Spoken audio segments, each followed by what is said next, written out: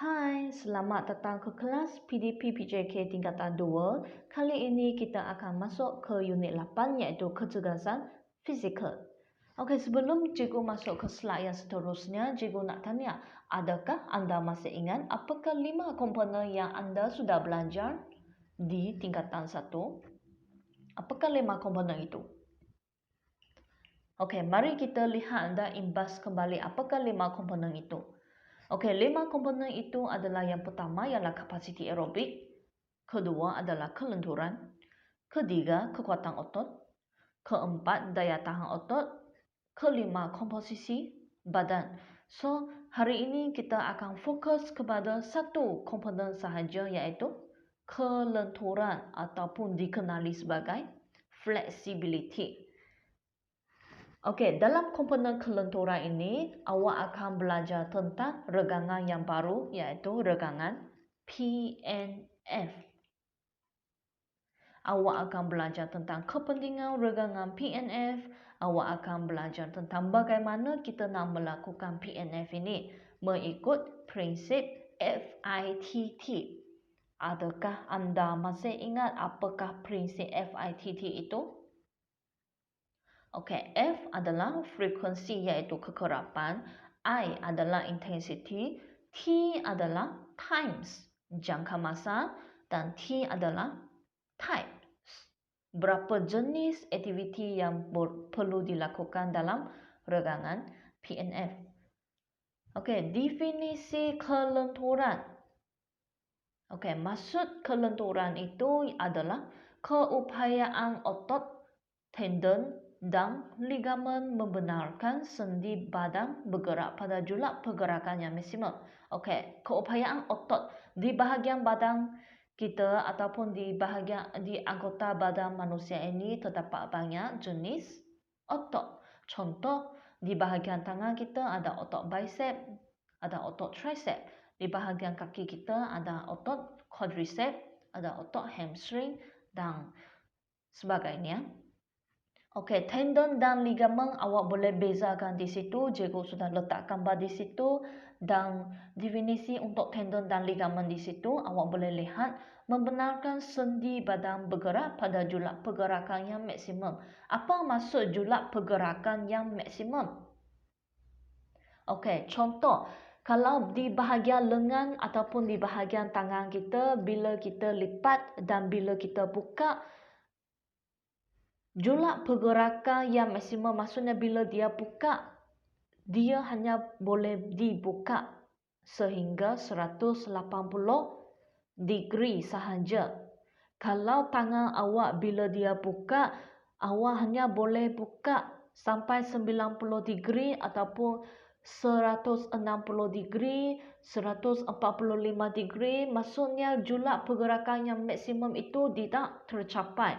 Awak perlu meningkatkan lagi kelenturan itu dengan exercise awak punya bahagian-bahagian tangan untuk meregangkan awak punya sendi-sendi di bahagian tangan supaya bila awak buka tangan, awak boleh mencapai julak pergerakan yang maksimum iaitu 180 degree. Okey, mari kita teruskan. Okey, cikgu letak banyak gambar di situ dan di sana ada 4 jenis aktiviti yang cikgu lakukan. Awak boleh bandingkan dengan gambar yang di barisan atas dan di barisan bawah itu. Awak boleh bandingkan setiap jenis aktiviti mana satu kelenturan lebih bagus. Awak bandingkan gambar yang di atas dan gambar yang di bawah. Okey, mari kita lihat jenis aktiviti yang pertama. Mana satu gambar telah menunjukkan satu kelenturan yang lebih bagus? Gambar yang di atas. Sebab julak pergerakan dia lebih banyak. Okey, yang berwarna kuning itu cikgu letak di situ supaya cikgu nak awak lihat degree di gambar 1 dan di gambar 2 itu ada beza. So, degree yang di gambar 1 itu lebih besar daripada degree yang di bawah itu. So, maksudnya kelenturan yang ditunjukkan di gambar atas itu lebih bagus berbanding dengan gambar yang di bawah.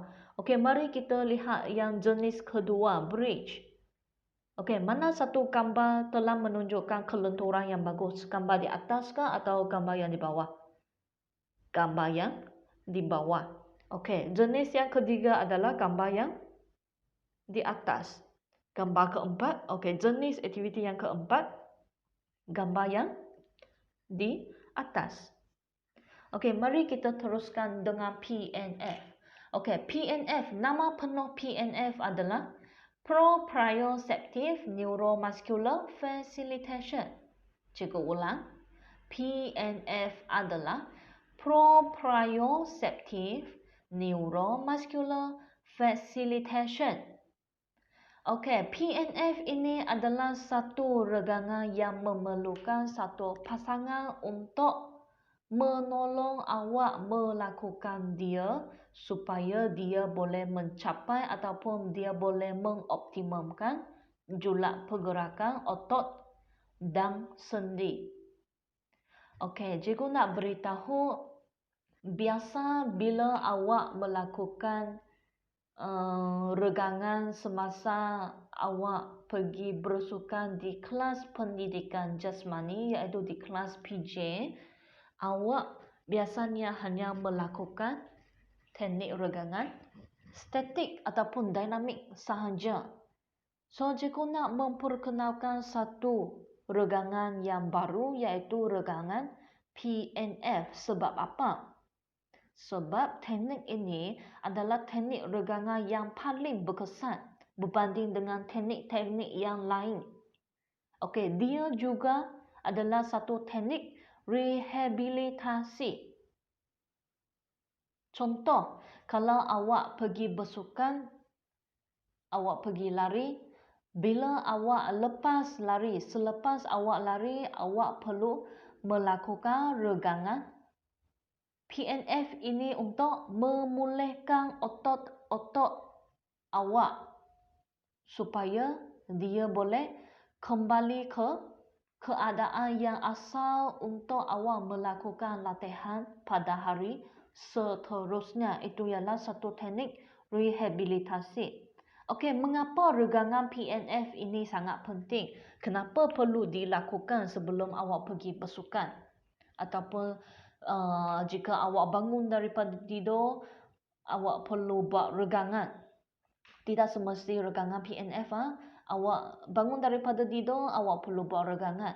Kalau awak pergi ke padang untuk bersukan, bermain bola, bermain badminton, awak perlu melakukan regangan. Ataupun selepas bersukan, awak perlu buat regangan. Kenapa? Untuk mengelakkan kecederaan seperti kekejangan otot. Okey, jika sebelum aktiviti berlaku ataupun sebelum awak menjalankan aktiviti, sebelum awak bersukan, awak tidak melakukan PNF, dia akan menyebabkan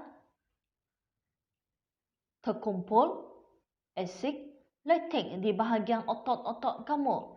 So, bila terkumpul banyak asid laktik, awak masih teruskan dengan latihan-latihan ataupun aktiviti-aktiviti, contohnya aktiviti sukan, awak masih teruskan. Dia akan menyebabkan otot kamu kejang dan menyebabkan berlaku kecederaan di bahagian otot kamu. So, bila awak mengalami kecederaan otot, awak akan mula sakit otot dan akan menyebabkan awak tidak dapat lagi untuk menjalankan aktiviti tersebut. Okey, itu adalah kepentingan kenapa kita perlu melakukan regangan.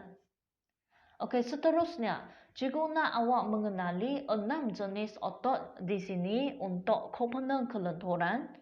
Yang pertama ialah hamstring, yang kedua oblique, ketiga quadriceps, keempat latissimus dorsi, kelima erector spinae dan keenam adalah gluteus maximus.